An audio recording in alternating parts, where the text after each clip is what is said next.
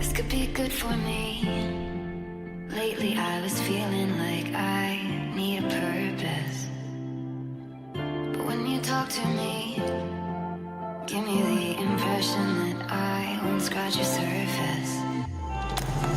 And I could walk for days, searching for your praise. Is it even there to find? Is there a chance for me to win your memories? Will I slowly lose my mind? Lost in your maze, stuck in your gaze. How can I get out? I'm out of time to make you mine. Baby, show me how. We are having a great time.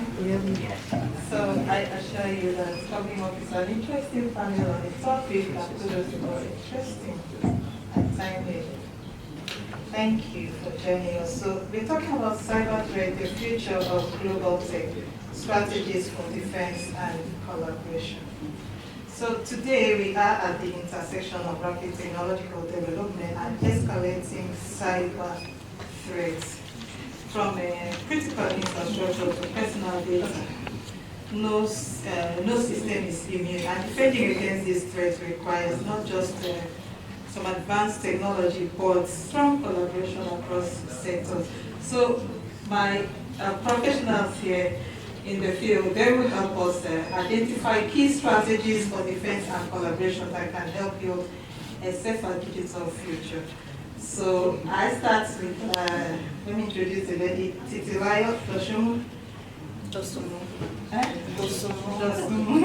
Okay, she's an IT auditor and a cyber GRC professional. Wow.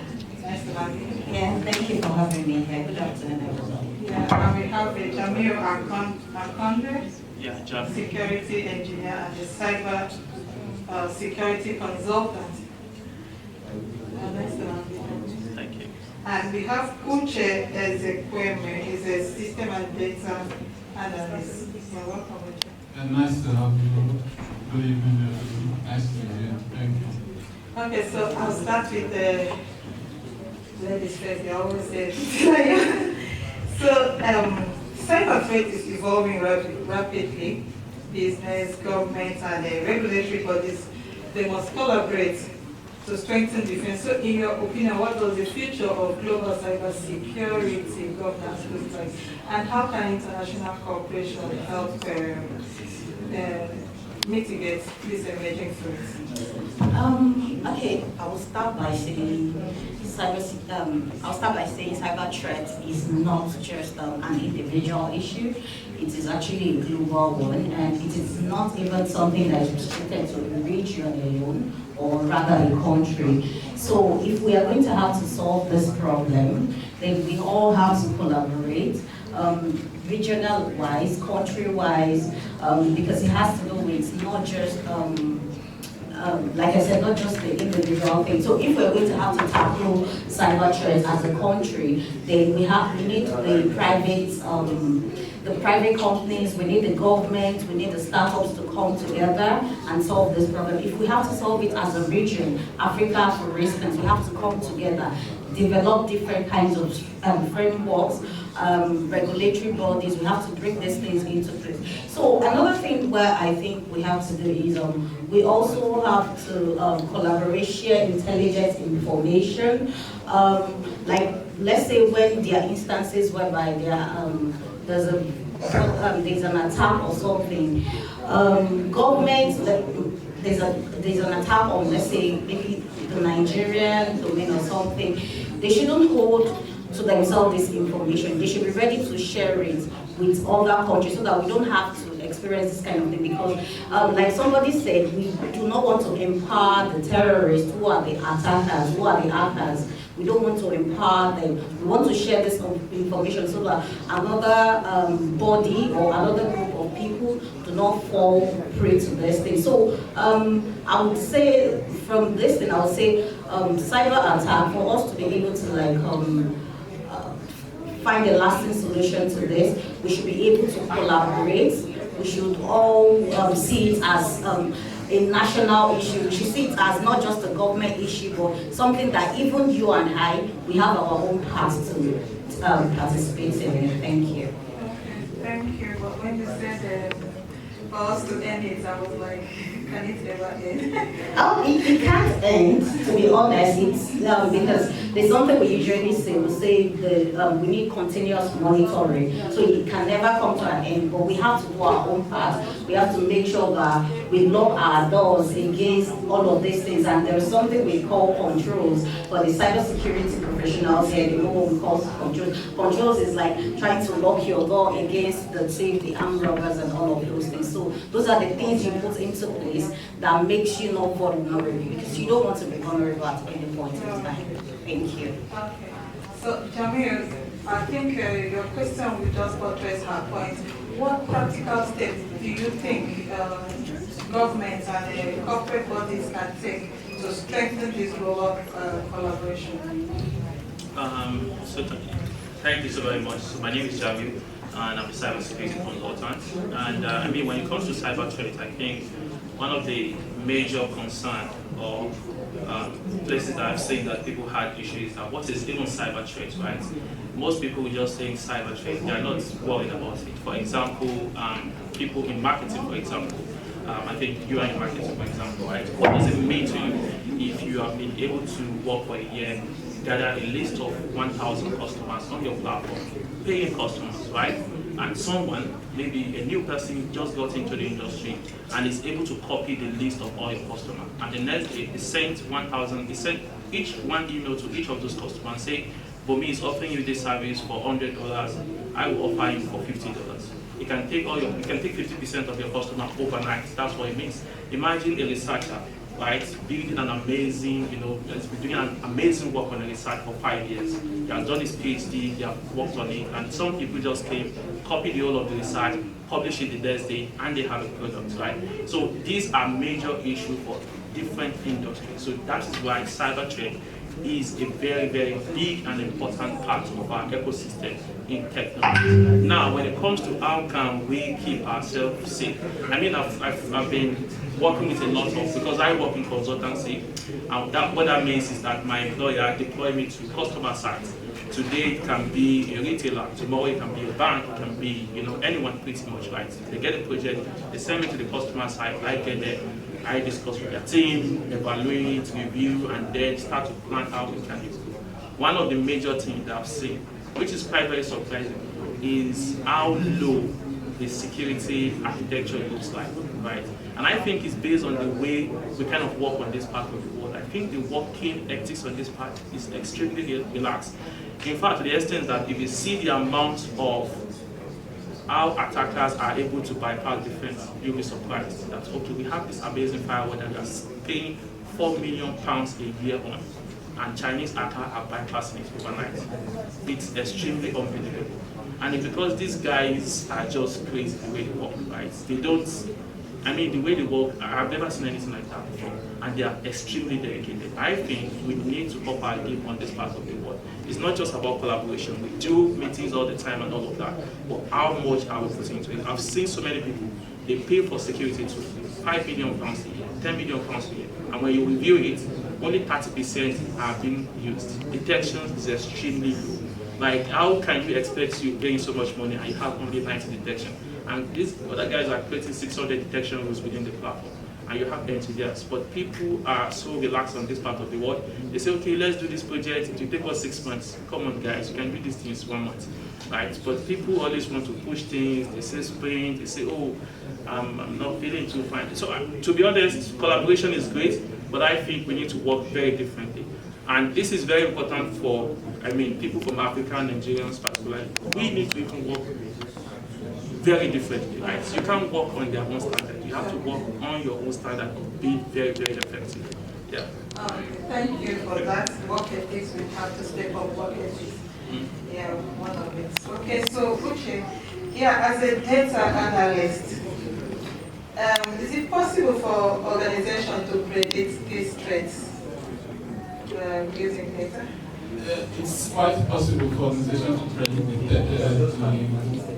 the the threats or any cyber attack, because, you know, like she rightly said, the first speaker, if you share intelligence, it's quite important. Like some of the NHS trusts have been attacked previously, so they need to share that experience to other trusts or other public sector organizations for them to learn from them what to do or what not to do. So like in my organization, we roll out tests to the staff, and during those tests we do put some links to see the staff that will click on those links.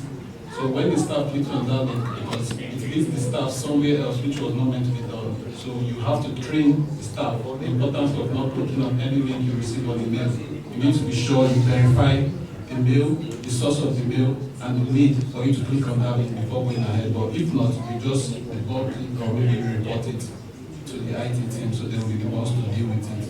So, and also it's quite important to also make use of historic data, because over time, you know, the pattern don't lie, and also it's easier for us to know the trends. It's just like if you're using your mobile bank, so like the high street bank app, if you have, let's say you are used to transaction of £100, £200, if you want to make a transaction of £500 to £1,000, most of the banks will cancel that transaction, and you see someone calling you to be sure the transaction is from you, just to verify, because they've checked your history and they know you don't make transactions above this limit.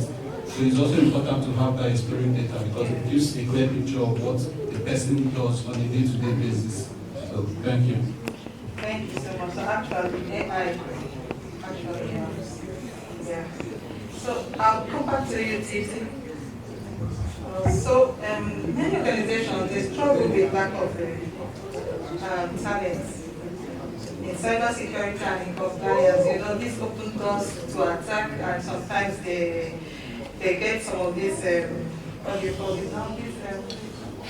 They have to pay fine for the breaches. So I would love to ask, how can organizations bridge this gap?